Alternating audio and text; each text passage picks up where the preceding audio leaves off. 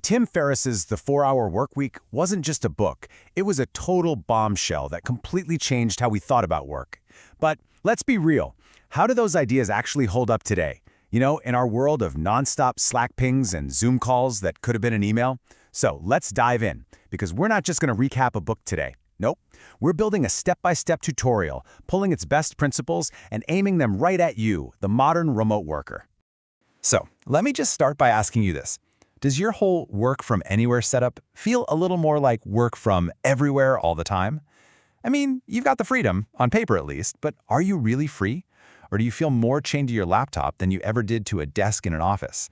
That feeling, that digital overload, that's exactly what we're going to dismantle, piece by piece. You see, the real issue here is this cultural trap that, honestly, we've all fallen into. We're trained to think that activity equals productivity.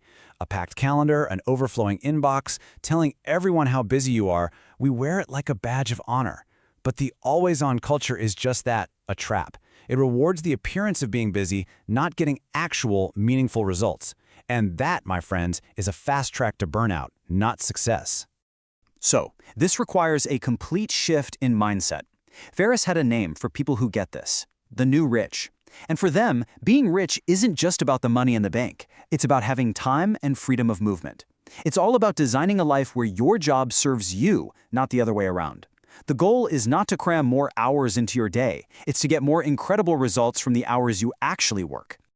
Okay, so where do we even begin? The first, and honestly the most important step, is elimination. And this isn't about learning to work faster. It's about learning to do less. It means you have to be absolutely ruthless in cutting out the tasks, the meetings, and all the digital noise that gives you almost no real results. It's about clearing out the clutter so you can finally focus on what really moves the needle. And our main weapon for this is the 80-20 principle, sometimes called the Pareto Principle. It's a super simple but incredibly powerful idea. The vast majority of your results, like 80% of them, come from a tiny fraction of your efforts, maybe just 20%. So you have to ask yourself, which 20% of my tasks are creating 80% of my value? And more importantly, what am I doing with the other 80% of my time that's just creating static? And here's where it gets really clear. You can be incredibly efficient. You could be the world champion of clearing out your inbox, crafting the perfect reply to every single message. But if none of those emails actually matter for your big goals, you're not being effective.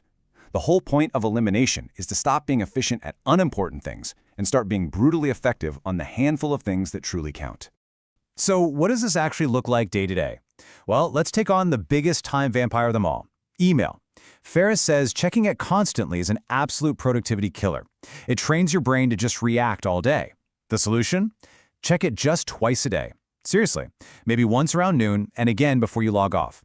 This one simple change doesn't just give you back hours of focused time, it breaks the addiction to being reactive. So here it is. Here's your tactical plan. First, batch all that low-priority stuff like emails and messages into a couple of dedicated time slots. Second, and do this right after you watch this, go into your settings and just kill all non-essential notifications. Be merciless. And third, use Parkinson's law to your advantage. It's the idea that work expands to fill the time you give it. So try this little experiment. Take a task that you think takes 3 hours and give yourself only 90 minutes. I promise, you will be shocked at how that deadline pressure makes you instinctively focus only on what's absolutely necessary.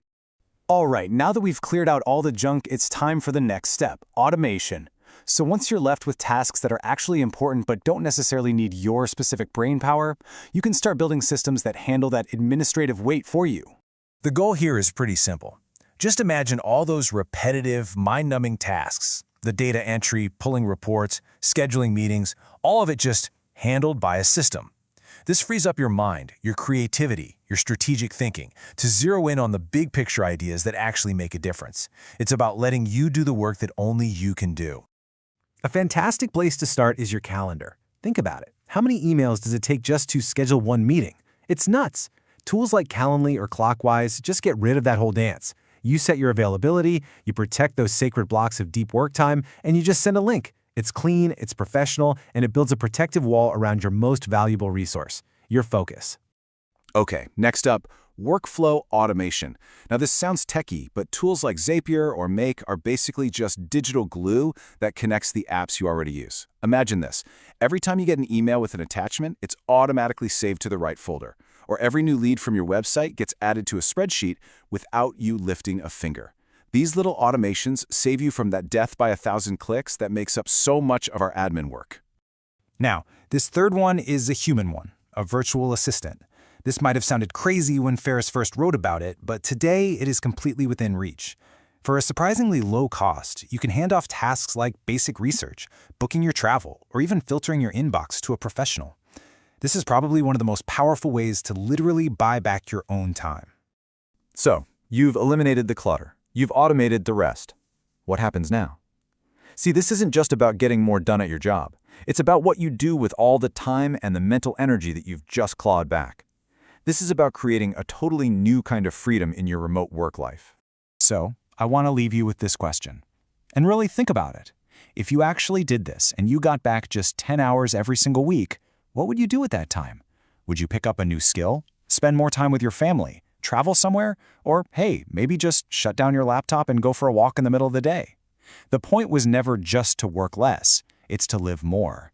So what does that look like for you?